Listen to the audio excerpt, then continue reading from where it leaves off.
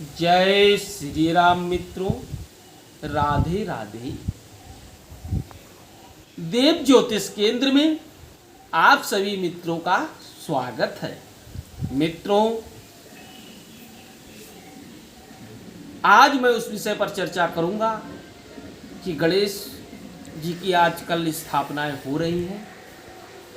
भादव मास की शुक्ल पक्ष की चौथ से गणेश स्थापनाएं शुरू होती हैं और मित्रों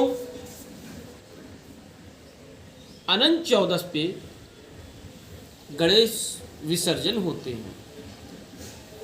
मित्रों, हम लोग गणेश जी की पहले स्थापना करते हैं, पूजन करते हैं और फिर उनको भूमि में और जल में विसर्जित कर देते हैं। मित्रों, वेद शास्त्रों में कहीं पर लेख नहीं लिखा है कि किसी देवता को भू विसर्जित किया जाए या जल में प्रवाह किया जाए।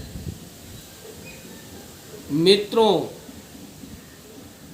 वेद शास्त्र में लिखा है कि जब कोई मूर्ति खंडित हो जाती है तब उसको हम लोग जल में प्रवाह करते हैं। और वेद शास्त्रों में ये भी लिखा है कि कोई मूर्ति भी खंडित होने पर, अंगहीन होने पर भी शक्तिहीन नहीं होती है। बहुत से देवता ग्रह अंगहीन हैं पर शक्तिहीन नहीं है। राहु, केतु और गणेश जी जिनका दांत टूटा हुआ है तो क्या वो शक्तिहीन हो गए? मित्रों, वो क्या शक्तिहीन हो गए? इसलिए मित्रों, हम लोगों को गणेश जी की छोटी सी मूर्ति घर में स्थापित करनी चाहिए, स्थापना विधिवत करनी चाहिए। तांबे की, स्टील की मूर्ति बनवाकर घर में स्थापित करना चाहिए, विधिवत पूजन करना चाहिए। पूजन करने के बाद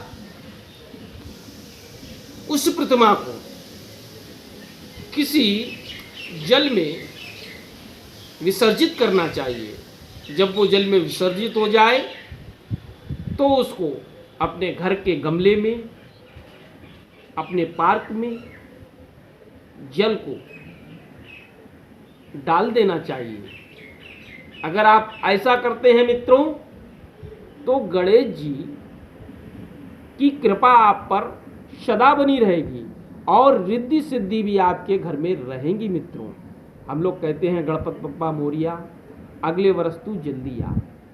लेकिन जब हम लोग उनको विसर्जित कर देते हैं, उनका विसर्जन कर देते हैं तो उनकी हम पर कृपा कैसे रहेगी?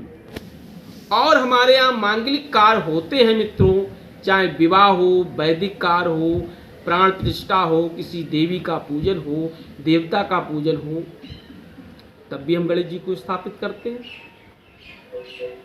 और सर्वप्रथम पूजन करते हैं।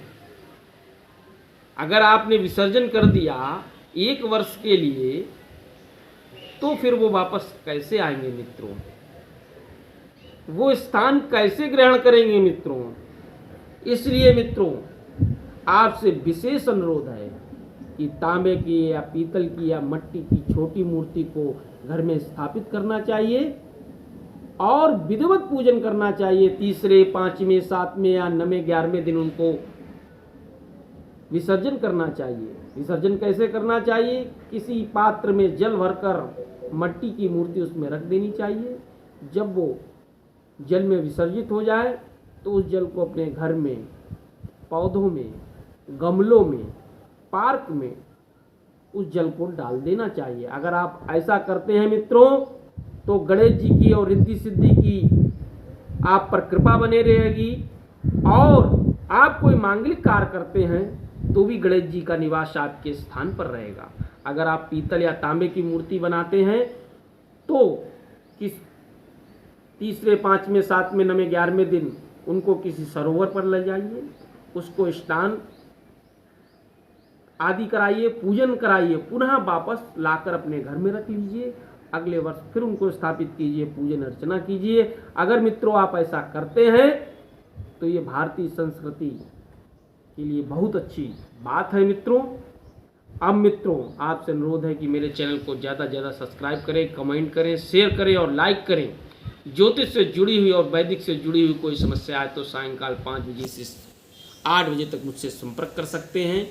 जय श्री राम मित्रों, राधे राधे।